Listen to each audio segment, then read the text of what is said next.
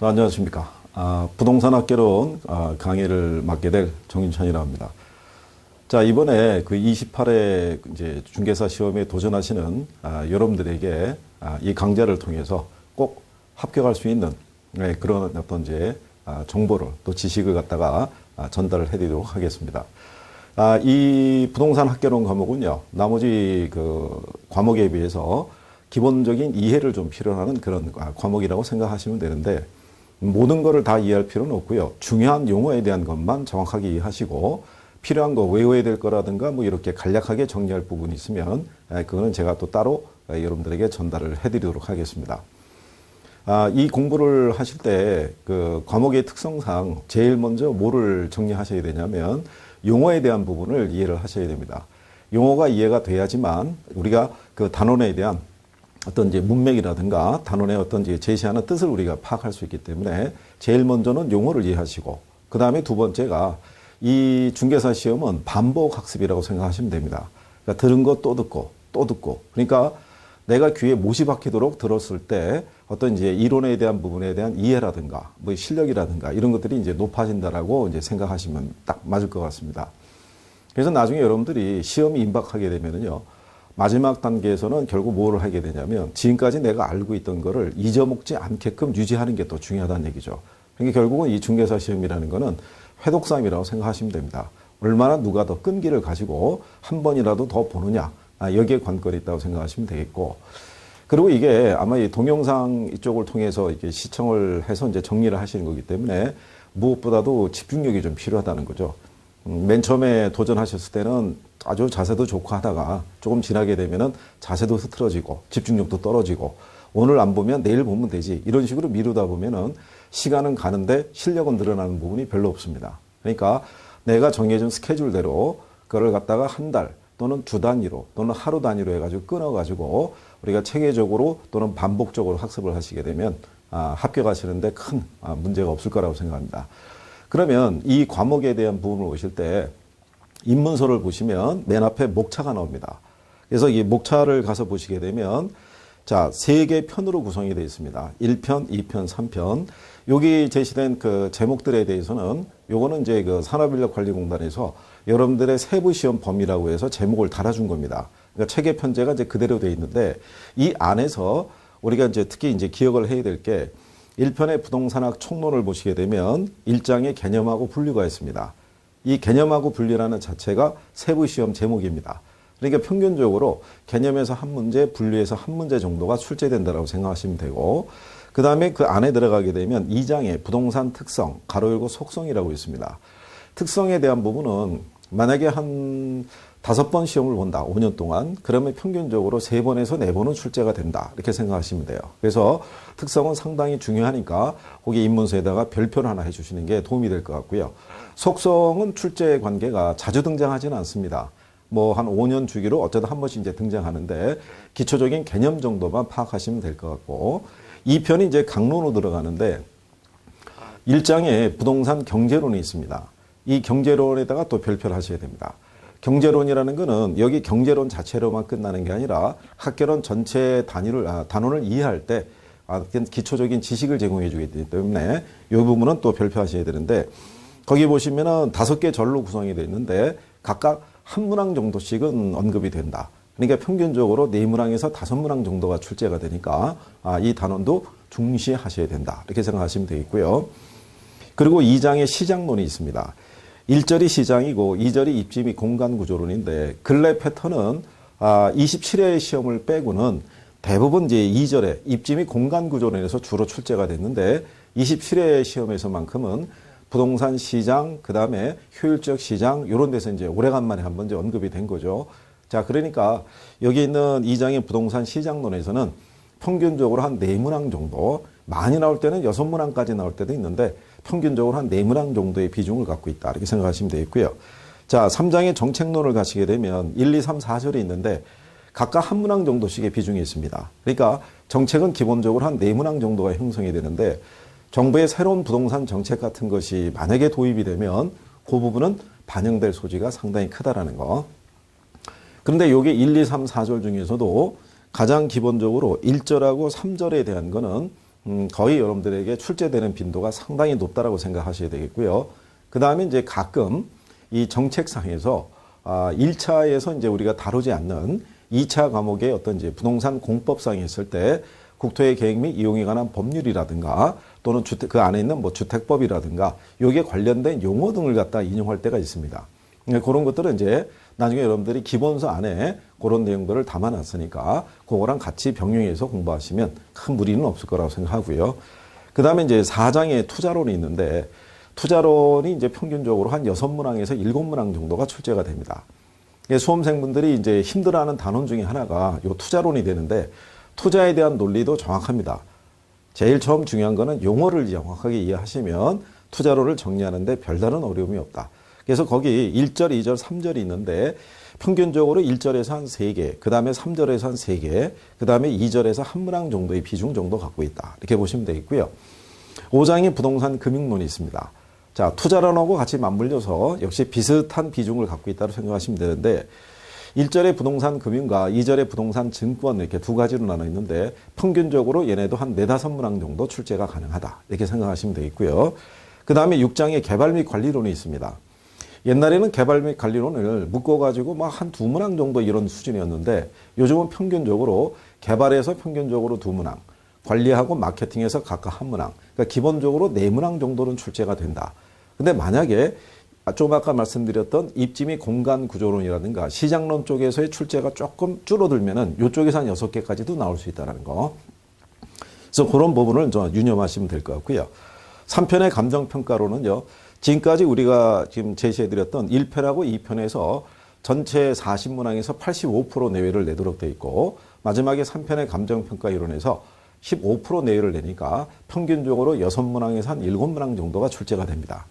그래서 1장의 감정평가의 기초이론이 주어져 있는데 2절하고 3절 가치이론하고 지역분석 및 개별분석에서 각각 1문항 정도씩의 비중이 있고요. 2장의 감정평가의 방식에 가게 되면 감정평가 방식의 개관이라고 있습니다. 이 기초적인 부분에서도 하나 정도 떨어질 수가 있고요. 그 다음에 감정평가 방식에서 한 2문항에서 한 3문항 정도, 그 다음에 가격공시제도에서 역시 1문항에서 한 2문항 정도 이렇게 출제될 수 있다. 그러면 거의 뭐 범주가 정해져 있다라고 생각하셔야겠죠. 그러면 이제 이 부분에서 우리는 실전이란 얘기죠. 저희가 이제 이 강의를 통해서 여러분들이 학위를 따기 위해서 모인 게 아니고 우리는 60점 이상만 넘겨받아서 2차 시험에 응시할 수 있는 자격을 여러분들이 받으시면 되는 거죠. 그러니까 우리가 이 안에서 할 수 있는 것만 정확하게 선택과 집중을 잘해서 정리하시면은 충분하지 않을까라고 생각하는 거죠. 우리는 만점에 도전하는 건 아니고요. 60점 이상이니까 우리가 내가 할 수 있는 부분만 선택해서 그것만 내 것으로 정확하게만 소화하셔도 합격에 필요한 점수는 여러분들이 획득할 수 있을 거라고 생각합니다. 그러니까 그런 부분에서는 자신감을 가지시고 저희가 제시하는 어떤 내용이라든가 중요도 뭐 이런 것들만 잘 체킹하셔서 반복만 잘해주시면 무난할 거라고 생각합니다. 자, 그러면 우리가 단원에 대한 또 중요도 이제 이런 걸 알아봤고요. 입문서이기 때문에 안에 있는 내용에 대해서 우리가 지금은 여러분들이 용어라든가 이런 것들이 다 생소하기 때문에 용어는 이제 간단하게 이 부분에서는 이런 거, 그 다음에 이런 내용들은 항상 기억을 해야 된다. 근데 지금 말씀드리는 저희가 중요하다고 말씀드리는 거는 나중에 끝날 때까지도 중요하다는 거죠. 그러니까 그 부분을 내 것으로 소화하는 이제 첫 번째 과정이라고 생각하시면 되죠. 자, 그러면 우리가 3페이지를 가시게 되면 자, 1편의 제1장 그래서 개념하고 분류 이렇게 나와 있습니다. 그러면 자, 요 3페이지가 여기는 이제 제목이 총론이라고 이렇게 달려 있는데 이 총론은 우리가 지금 언급해드렸던 경제론, 시장론, 뭐 입지론, 투자론, 금융론 이런 것들을 이해하기 위해서 필요한 기초 지식을 제공해 주는 게 총론이라고 생각하시면 됩니다. 이 총론에서의 우리가 제일 먼저 나오는 게 부동산에 대한 개념과 분류 이렇게 되어 있는데 이게 이제 여러분들 이제 시험 목차죠. 그래서 이제 개념에서 원래 이제 하나 정도, 분류에서 하나 정도 언급이 되는데 간혹 가다가 이 부동산학에 대한 기초에 대해서 여기서 이제 언급할 때가 있어요. 그러니까 이제 그런 부분은 이제 저희가 이제 얘기를 해드릴 테니까 간단하게 여기 거는 많이 외우거나 하실 필요 없죠. 학이기 때문에 학문적인 성격을 우리가 정확하게 분석해서 들어가려고 그러면 상당히 시간도 많이 걸리고, 근데 비효율적이라는 건 시험상에서의 출제 빈도는 높지 않다는 얘기죠. 그러면 우리가 간단하게 부동산학의 정의라는 것이 주어져 있는데 그냥 그렇게만 인식하면 됩니다. 모든 학문에 대한 논리라는 것은 시대나 환경에 따라 달라질 수 있다는 얘기죠. 그러니까 학자들에서 제시하는 것도 다양하게 표출이 될 수 있는데 기본적으로는 공통적인 건 뭐냐면 우리에게 주어진 이 토지라는 자원은 이거는 한정돼 있다는 얘기죠. 그러니까 유한하다는 얘기죠. 우리가 생산 자체가 할 수 없는 게 이 토지라는 자원입니다. 그런데 우리 인간은 생존을 위해서 끊임없는 경제 활동이라는 걸 영위해야 됩니다. 즉, 이 토지 자원을 활용해서 우리는 끊임없이 뭐를 해야 되냐면 생산도 해야 되고 소비도 해야 된다는 얘기죠. 근데 문제는 생산과 소비를 통해서 우리 인간 생활에 많은 편리라든가 어떤 이익을 가져다 줄 수도 있지만 이것이 잘못된 부분으로 이루어지게 되면 우리가 살아가는 데서 때 많은 피해를 본다는 얘기죠. 요즘같이 우리가 수도권이나 이렇게 보면 집값 많이 뛰었죠.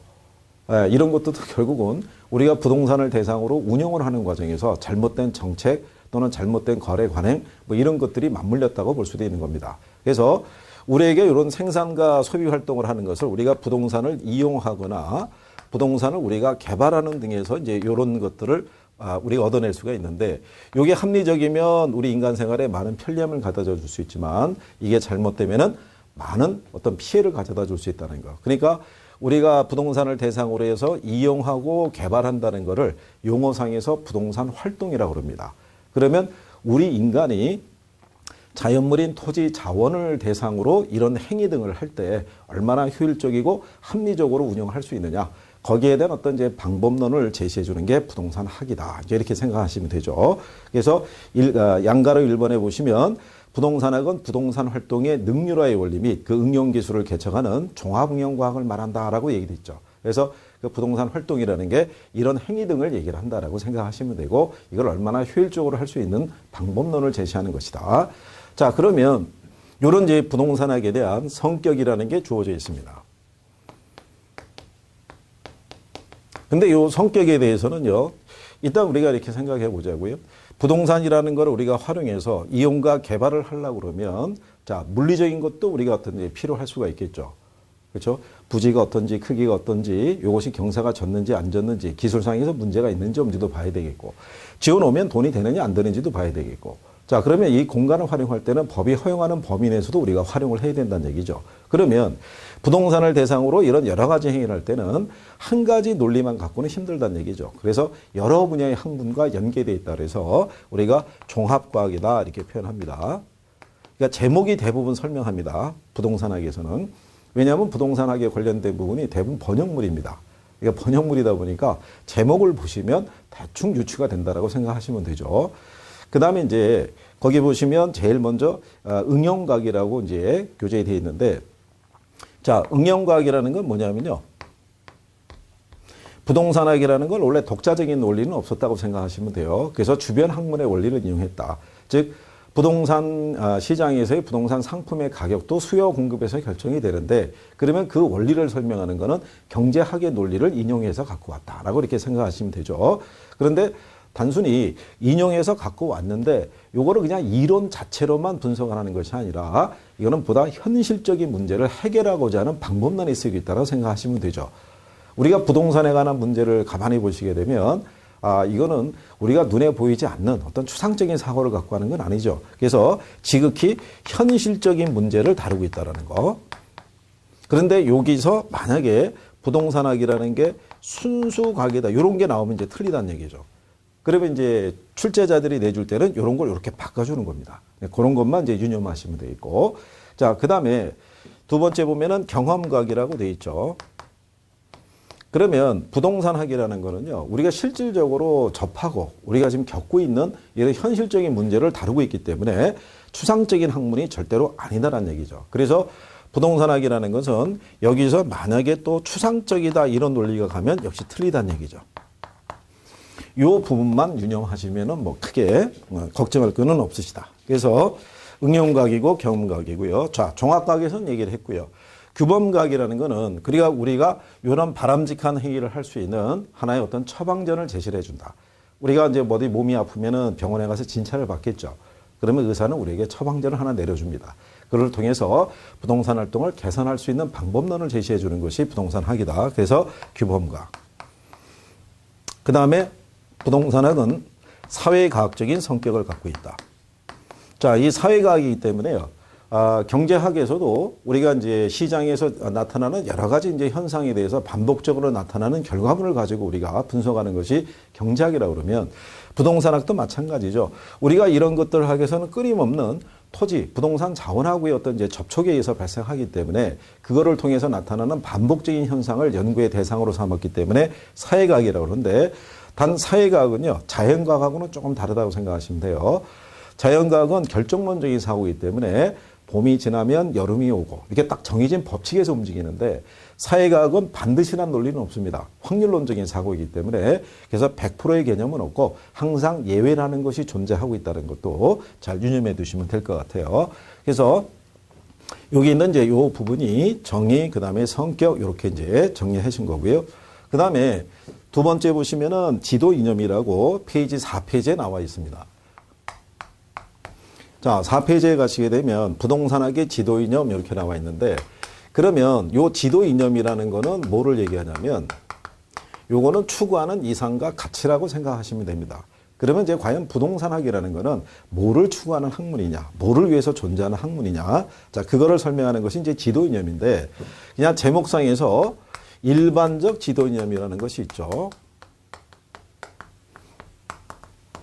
그러면 얘는 보편적이라는 얘기죠. 예, 그렇기 때문에 모든 학문에 공통적으로 적용한다는 얘기죠. 그러니까 법학이 됐든 경제학이 됐든 경영학이 됐든 모든 학문에 보편적으로 추구하는 것이 우리가 합법성, 효율성, 형평성의 원리다. 이렇게 생각하시면 되죠.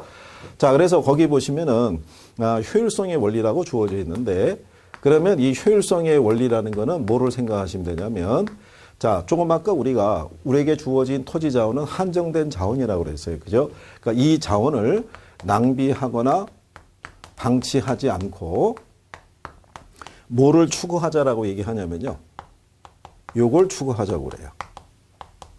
자, 요거는 앞에 입문 과정에서 나오는 용어지만 요거는 꼭 기억을 해 두셔야 돼요. 자주 나오는 표현이니까 최유 유용 또는 최고 최선의 이용이라고도 얘기를 해요. 번역의 차이라고 생각하시면 됩니다. 그래서 얘를 추구하는 것이다. 이렇게 생각하시면 되죠. 그러면 이 최유 이용이라는 게요. 제목으로 보면은 상당히 하위 어떤 퀄리티의 이용이 아니냐 뭐 이렇게 생각할 수 있는데 그게 아니라 우리가 일반적으로 역세권 주변에 만약에 여러분들이 땅을 갖고 있으면 그 땅은 주택을 짓는다, 상가를 짓는다, 공장을 짓는다 어떤 용도로 지으시겠어요? 역 주변에, 전철역 주변이 됐든 간에 뭐 터미널 주변에 만약에 토지가 있다 그러면 대부분 모든 사람들이 상가, 어떤 상업적인 시설을 생각할 거예요. 그죠? 누구나 생각할 수 있는 보편적인 용이 이거란 얘기죠. 그래서 우리가 부동산이라는 한정된 자원을 활용할 때 행위 기준으로 제시하는 게 바로 이겁니다. 그러면 그 자체도 최소한의 것도 이용을 못한다는 것은 우리에게 주어진 한정된 자원을 낭비하는 꼴이 되죠. 그래서 우리는 기본적으로 우리에게 주어진 희소한 자원을 활용할 때는 항상 이 이용을 추구해야 된다는 걸 얘기하는 거죠. 자, 그 다음에 형평성의 사고는 뭐냐면요. 자, 토지에 대한 소유 관계가 바뀌는 겁니다. 원래 토지는 자연물인데, 자, 이게 옛날에 왕의 소유였다가 이제 개인의 사유화로 바뀌는 거죠.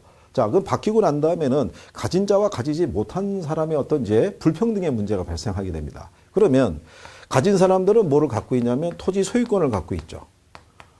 그러면 이 소유권을 가지고 여기에서 뭐가 발생하냐면 이익이 발생하는데 이 이익이 가진 자만 소유하게 되면 참 그렇겠죠. 불평등이 심해지니까. 그러니까 요거를 어떻게 하면은 많은 사람들에게 나눠줄 수 있는 논리가 있겠느냐.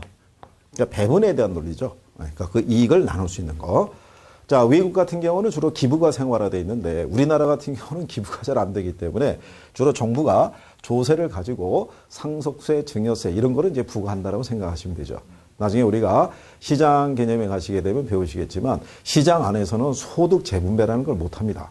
예를 들어서 돈을 많이 버는 사람이 제가 돈을 많이 벌어서 제 자식에게 다 물려줬다고 해서 누가 저에게 시비를 걸겠어요. 그죠?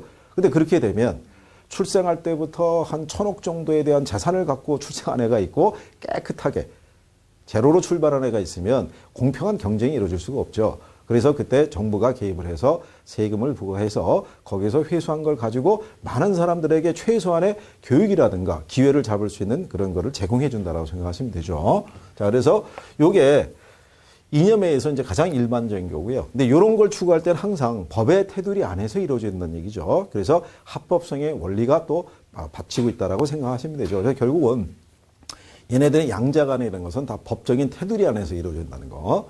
그러니까 나중에 이렇게도 문제가 나왔던 선례가 있는 겁니다. 개인이 자기의 토지를 분할하거나 합병을 할 때, 그럼 자기 나름대로는 이걸 추구하게 살 수도 있을 거 아니에요? 그럴 때는 법의 논리를 무시하고 할 수는 없다는 얘기입니다. 법의 테두리 안에서 해야 된다는 거. 자, 그런 거를 생각하시면 되겠죠. 자, 그래서 이념에서는요, 일반적인 이념 정도만 우리가 이제 정리를 하시면 되는데, 우리가 이제 그 페이지에 보시면, 5페이지에 자, 부동산학의 지도 이념은 이제 부동산 학자가 제시한 거니까 이거는 지금 뭐 크게 신경 쓰실 건 없고요. 다만 이제 그 뒤에 밑에 내용을 보시면 부동산학에서 추구하는 최우선의 가치 이념은 바로 뭐다? 이거란 얘기죠. 그렇죠? 왜냐하면 우리가 부동산 학이라는 것은 기본적으로 국가적인 차원에서 공적인 입장에서의 논리를 다루는 게 아니라 개인이 가지고 있는 사유재산을 활용하는 과정에 있을 때 어떤 바람직한 방법을 제시하는 데 초점을 두고 있다는 얘기죠. 그래서 부동산학에서는 얘가 최우선이지만 사회 전체적으로 봤을 때는 얘도 고려를 해야 되겠죠. 그러니까 이 역할을 정부가 개입을 해서 수행을 한다라고 생각하시면 맞을 거예요. 그래서 이 부분도 시험상에서 한번 이렇게 바꿔서 한번 나온 선례가 있습니다. 그러니까 부동산학에서 추구하는 최우선의 가치 이념은 바로 뭐가 된다? 효율성이 되더라. 그 다음에 최유효 이용에 대한 거, 누구라도 생각할 수 있는 가장 보편적인 이용이라는 거, 이런 거 생각을 해 두시면 되겠죠.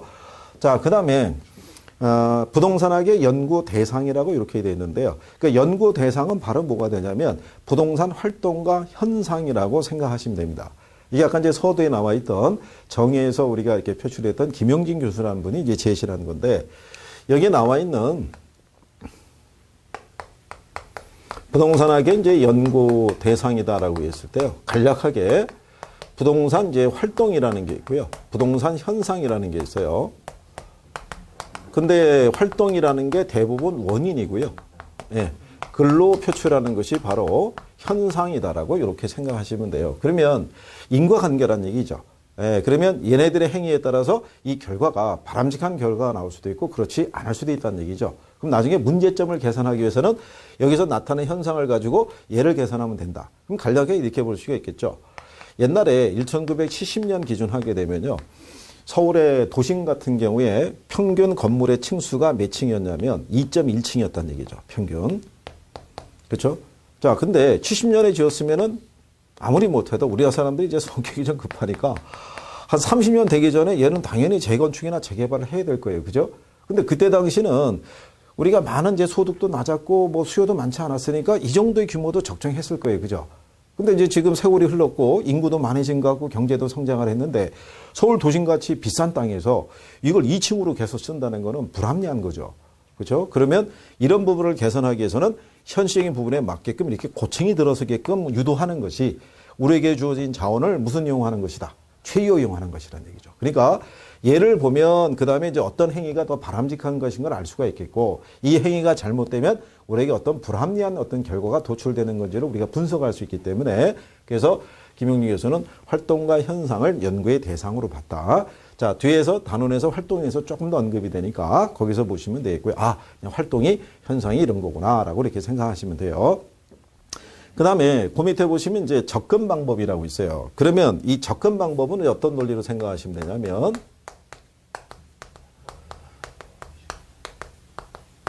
자, 얘는 뭐냐면 그러면 우리에게 주어진 한정된 자원을 보다 효율적으로 이용하고 문제를 개선하려고 그러면 어떤 뭔가 방법을 제시를 해야 되잖아요. 근데 이제 학자들이 이 방법을 제시할 때 하나의 방법이 모든 문제를 다 해결할 수는 없죠. 우리가 경기가 안 좋으면은 이제 예를 들어서 관료라든가 학자라든가 뭐 이런 사람들이 나와서 대담을 하죠. 이 안 좋은 경기를 어떻게 하면 살릴 수 있느냐. 그러면은 뭐 금리를 인하해야 된다. 정부가 경기 부양책에서 돈을 풀어야 된다. 다양한 논리를 제시하지만 그걸로 모든 문제가 해결되진 않죠. 그리고 시간이 지나면 또 다른 문제가 또 대두가 되고 그러면 그때 문제에 맞춰서 시대 상황에 맞춰서 여러 가지 문제 해결할 수 있는 방법론을 제시했다. 그런데 거기에 있는 뭐 분산식, 중점식, 종합식 이렇게 되는데요. 그 부분은 이제 간단하게 보시면 되고 이 종합식이라는 거는 우리나라의 이제 부동산학 이론을 이제 단기간에 정착식인데 기여했던 게 이제 종합식이라는 얘기고 우리나라의 관점에서 기본적으로 이제 요즘 이제 이렇게 얘기하죠. 법 제도적인 접근 방법에서 여기로 가고 있다. 의사결정. 그러니까 제목대로죠. 부동산 행위를 우리가 효율적으로 할 수 있는 방법론에 대해서 법 제도니까 결국은 누가 개입을 하겠다는 거예요. 정부가 시장에 개입해서 일일이 법이나 제도를 가지고 통제하겠다. 이런 논리가 되는데 여기 있는 의사결정이 요즘이 조금 더 지지를 받고 있는 거죠. 그러면 굳이 그럴 필요가 없다는 얘기죠. 왜 그러냐면 지금은 국경이 없죠. 외국인도 우리나라에 들어와서 부동산에 투자할 수 있고 우리나라 사람도 외국에 나가서 부동산에 투자할 수 있는 거죠. 그런데 자국의 법과 제도를 가지고 행위를 통제하는 건 어렵죠. 근데 국내 시장에 투자하든 해외 시장에 투자하든 간에 투자하는 사람들은 다 합리적인 사고를 갖고 있는 사람들이죠. 다 이윤을 추구하는 사람들이니까 그럼 이 사람들이 합리적인 결정을 내릴 수 있도록 어떤 방법론만 제시해 주면 될 것이다. 시스템만 구축해 주면 될 것이다. 그래서 요즘은 이 논리가 조금 더 지지를 받고 있다고 생각하시면 돼요. 그래서 요거는 시장의 개방과 더불어서 요게 요즘 지지를 받고 있는 게 의사결정 접근 방법이다. 그래서 인간은 합리적인 존재고 자기윤의 극대화를 추구한다 그러면 다 의사결정이다. 이런 쪽으로 정리 정도 해주시면 돼요. 자, 그래서 이 접근 방법에 대한 논리를 이제 우리가 봤고요. 자, 그러면 조금 아까 얘기한 대로 자, 6페이지 가시면 2절에 이제 부동산 활동이 있습니다. 자, 활동에 대한 거를 자, 우리가 여기서 원인이라고 그랬었죠. 그 활동에 대한 걸 우리가 조금 더 알아본다는 얘기죠. 자, 그러면 요 활동에 대한 거를 보시면 자, 의의가 나와 있죠. 자, 일반적으로 부동산을 대상으로는 인간의 수많은 활동을 의미한다라고 되어 있어요. 그래서 소유 활동, 이용하거나 관리하거나 개발하거나 또는 부동산을 취득, 처분하거나 임대차하거나 감정평가하거나 이런 것들을 다 활동의 범주에 포함시킨다라고 보시면 되겠죠. 그러면 소유 활동과 거래 활동에 대한 것도 행정 활동 이렇게 되어 있는데 이거는 공적 주체나 사적 주체나 이런 행위들을 다 한다는 얘기죠. 다만 이제 활동 주체에 따라서 거기 이제 여러분들이 이제 정리하시는 게 그게 이제 6페이지죠. 자.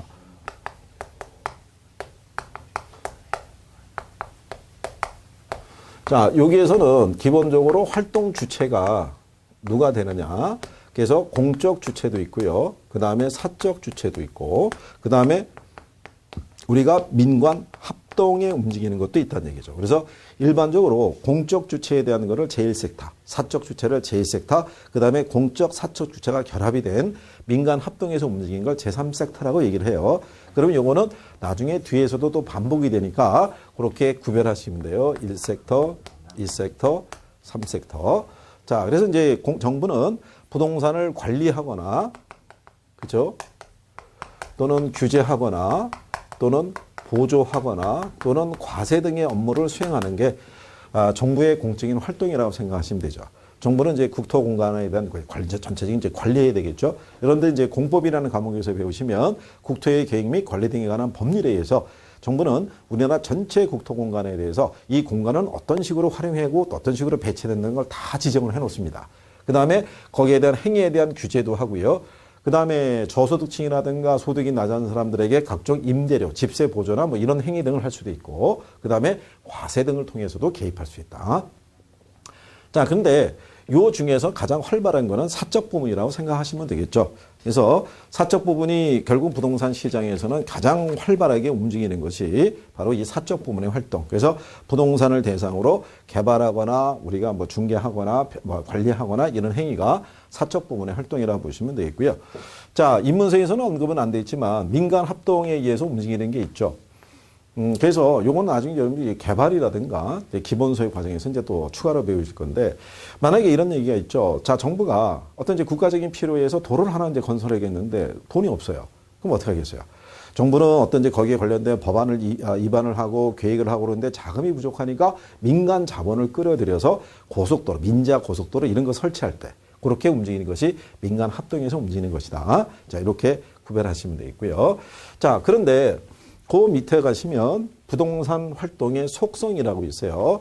여기서는 이제 몇 가지 용어 정도는 여러분들이 구별을 해 두시면 돼요. 그러면 이거는 뭐냐면 자, 시장에 개입하는 사람이 공적 주체도 있고 사적 주체도 있죠.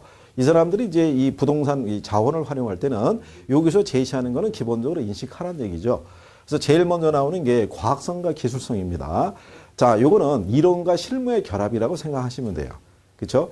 모든 행위를 할 때는 이론만 바탕을 가지고는 안 되죠. 어떤 현실적인 부분도 충분히 경험이 있어야 되고 전문적인 것도 또 뒷받침이 돼야 되고 그래서 양자 간에 조화 있는 행위를 했을 때가 부동산에 관한 행위가 보다 효율적이고 합리적일 수가 있다라고 얘기를 합니다. 그 다음에 사회성과 공공성 및 사익성에 대한 거는 뭐냐면요. 공익과 사익에 대한 논리라고 생각하시면 돼요. 아까 우리가 얘기했지만 개인의 입장에서는 효율성을 추구해서 자기윤의 극대화를 추구를 합니다. 근데 그러는 과정에서 공익적인 부분을 해치면 또 안 되겠죠. 근데 또 정부는 필요에 따라서 공공의 이익을 위해서 개인에 대한 어떤 권리나 이런 것들을 제한할 수도 있죠. 그러면 거기에 관해서 권리 침해 등에 관한 손해가 발생하면은 적절한 또 보상도 이루어져야 된다는 거. 그래서 그 양자 간의 조화를 이루어야 되는 게 사회성과 공공성 및 사익성이라는 얘기죠. 그러니까 결국은 그거는 뭐하고 뭐의 조화가 이루어져야 된다. 공익과 사익에 대한 적절한 조화를 필요로 한다는 거. 자, 그 다음에 부동산이라는 것이 거기 보시면 왜 전문성이라는 것이 필요하냐면 부동산 자체가 사회성과 공공성이 있는 재화라는 얘기죠. 그리고 왜 사회성과 공공성이 있냐면 기본적으로 이렇다는 얘기죠. 우리에게 주어진 희소한 한정된 국토 공간이면서도 이게 우리 경제 생활에 미치는 영향이 무진장히 크죠. 예를 들어서 일반 라면이 한 봉지에 예를 들어서 1,000원에서 1,200원 올라가는 거는 별 문제가 없습니다. 그런데 서울시의 평균적인 주택 가격이 4억, 5억 이렇게 됐다는 건 큰 문제가 되죠. 그렇기 때문에 이렇게 우리 인간 생활에 가장 중요한 비중을 차지하고 있는 부동산을 일반인들에서 취급되고 다뤄진다는 문제가 있죠. 그래서 전문성이라는 게 필요한 겁니다. 그래서 등장한 게 중개사 제도, 그렇죠? 그 다음에 감정평가사 제도, 주택관리사 제도, 예, 이런 것 등을 우리가 도입을 하게 된 이유가 전문적인 행위가 통해서 우리가 다뤄져야 된다는 걸 인식하는 거죠. 그러면 우리는 이 사람들의 행위에 대해서 신뢰를 보내죠. 그렇죠? 중개사가 행위하는 중개, 그렇죠? 평가사가 행위하는 평가 활동을 가지고 우리는 모든 것을 다 믿고 맡긴다는 얘기죠. 그러니까는 우리는 이 사람들에게 뭐를 요구하냐면 윤리성이라는 걸 요구하는 겁니다. 윤리를. 그래서 그 윤리에 대한 것이 또 뒷받침이 된다는 얘기죠. 자, 그러면 우리는 이런 이제 부동산이라는 자원을 가지고 활용할 때는 아무런 것이 없이 우리가 행위를 할 수는 없습니다. 그래서 거기에 필요한 게 왜 정보라는 게 필요하냐면 일단 부동산은 움직이질 않아요. 일반 상품은 움직이기 때문에 만약에 뭐 H라는 자동차 회사에서 승용차를 하나 신차를 출시했다? 그러면 얘는 전국 어디에서나 똑같은 성능을 갖고 있는 애를 가지고 재원이나 어떤 이런 걸 다 해보고 시승도 해보고 다 해볼 수가 있는데 부동산은 움직이질 못하기 때문에. 그렇죠? 얘를 둘러싸고 있는 환경 조건도 틀리고 다 틀린 겁니다. 그래서 우리는 뭐를 필요로 한다? 정보라는 걸 필요하죠. 그렇죠? 그래서 반드시 정보에 대한 수집이라는 것을 뒷받침했을 때 부동산을 대상으로 하는 매매가 됐든 개발이 됐든 투자가 됐든 이 행위가 바람직해질 수 있다는 얘기죠. 그 다음에 부동산 활동이라는 건요. 거기 8페이지에 보시게 되면 대인 및 대물 활동이라고 얘기합니다. 그러면 그건 무슨 얘기냐면 부동산 시장이라는 것이 이렇게 있어요. 그러면 일반 시장에서는 상품이 막 돌아다니죠. 근데 부동산 상품은 돌아다니질 않죠. 그럼 뭐가 돌아다니느냐? 여기 만약에 이렇게 부동산, 그렇죠? 토지와 건물이 있다 그러면 얘들이 움직이는 게 아니라 얘에 부착되어 있는 권리가 이전하는 거죠. 권리가. 그러면 이 권리의 주체가 바로 누구냐면 사람이란 얘기죠. 그렇죠? 그런 의미에서는 대인 활동인데 문제는 얘를 거래할 때는 우리는 얘를 직접 가서 볼 수밖에 없다는 얘기죠. 움직이질 못하니까. 그래서 우리가 무슨 활동을 필요로 하냐면 임장 활동이라는 걸 필요하다. 그래서 거기서 일단 임장 활동은 또 기억을 해 두셔야 돼요. 그래서 임장 활동이라는 거는 바로 현장 조사하는 거예요. 얘는. 그래야지만 우리가 여러분들도 뭐 경험해 보신다 아시겠지만 부동산 거래할 때 직접 가서 보지 않고 거래하면 낭패 보는 경우 많죠.